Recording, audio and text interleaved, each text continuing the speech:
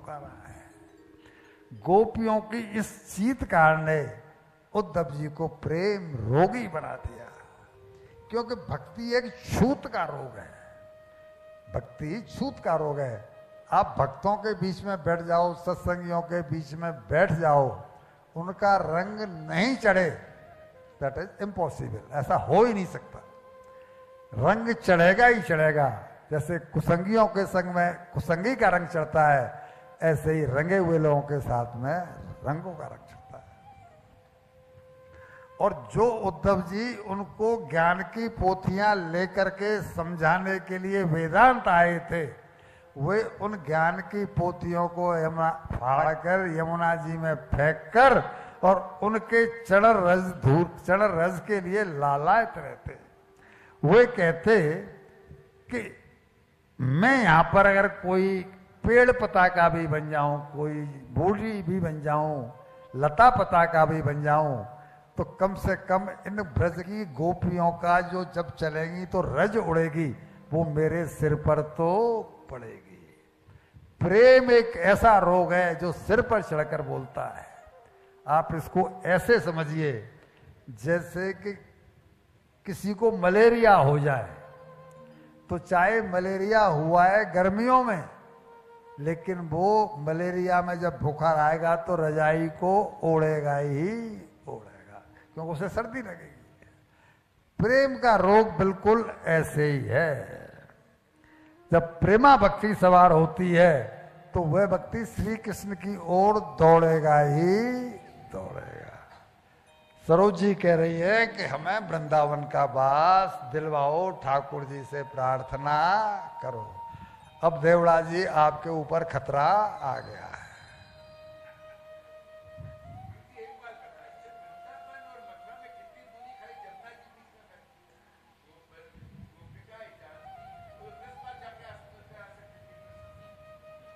क्या भी बोला था, गोपियों का प्रेम सकाम नहीं है। गोपियों का प्रेम सकाम नहीं है, वो तो अपना कृष्ण का दर्शन अपने हृदय में ही करती थी। प्रसंग इसमें बहुत है इससे रिलेटेड। जिस समय कृष्ण ने उद्धव ने ये कहा है, हम तो इसमें बहुत लंबा लिखा हुआ है, उद्धव गोपी संवाद पर हमने 128 पेज की पुस्तक लिखी है, तो उसमें दुनिया भर का चरित्र है, लेकिन सुनाए कैसे, इतना समय होता नहीं। वहां प्रसंग आता है कि जब उद्धव जी ने ये कहा है कि तुम कृष्ण को भूल जाओ, उद्धव जी ने, तो उन्होंने कहा है कि हमें याद है कहां, ताना दिया, उलाना दिया है कि हमें कृष्ण की याद है कहां। अरे तुम अभी तो रो रही थी। बोले रो तो इसलिए रही हैं कि हमें रोने में सुख मिलता है। हम भूल तो तब जाएं जबकि वो कहीं गए हों, वो तो हमारे साथ ही हैं, हमारे हृदय में ही हैं। और वहां प्रसंग आता है कि राधा और कृष्ण एक ही झूले पे झूलते हुए गोपियों ने कहा है कि देखो दर्शन करो। वहां पर राधा कृष्ण झूल रहे, यानी उद्धव जी को दर्शन कराया है, इसके बाद में उन्हें ये प्रेम लोग है। इसमें तो थोड़ा सा बेकार आ गया कि उनको ऐसी, वो कहती है कि तुम तो यहीं पर हो, लेकिन विरह, अभी मैं आपको सुनाऊंगा। भगवान कृष्ण ने कहा है कि मेरे त्रिलोकी के खजाने में सबसे महंगा जो रत्न है, उस रत्न का नाम है विरह रत्न। ये मैं उसको देता हूं, विरह रत्न को, जो मेरे हृदय के सबसे नजदीक होता है। विरह में रोना, आंसू बहाना, ये बड़े धन्यता की बात है कि कभी भक्त के हृदय में, आंखों में आंसू आ जाए। लोग तरसते हैं, नकली ग्रेसरी लगा करके आंसू लाते हैं, ये स्थिति हो जाती है।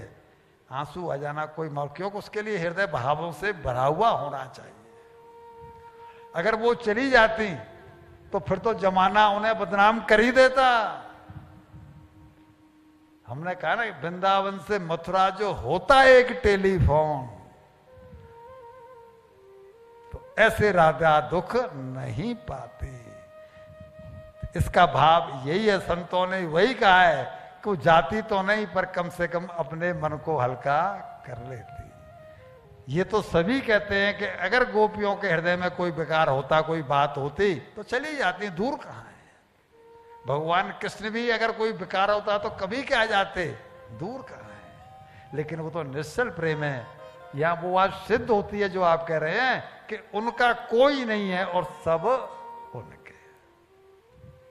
अभी हम कथा सुनाएंगे कल जब कथा का विश्राम करेंगे कि भगवान कृष्ण ने अपनी आंखों के सामने अपने वंश का नाश करवाया कि नहीं करवाया है।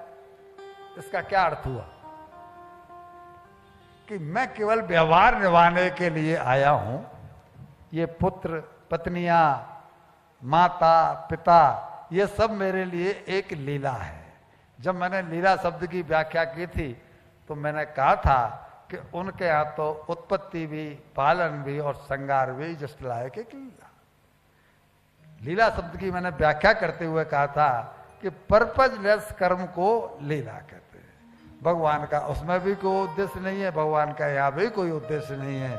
उनको तो केवल ये है कि केवल इतनी सी बात है कि जब मैं अवतार लेता हूं तो उसके पीछे एक ही कारण है कि अपना प्रेम लोगों को बांटना और जो मेरे प्रेमी हैं उनसे अपना उनका प्रेम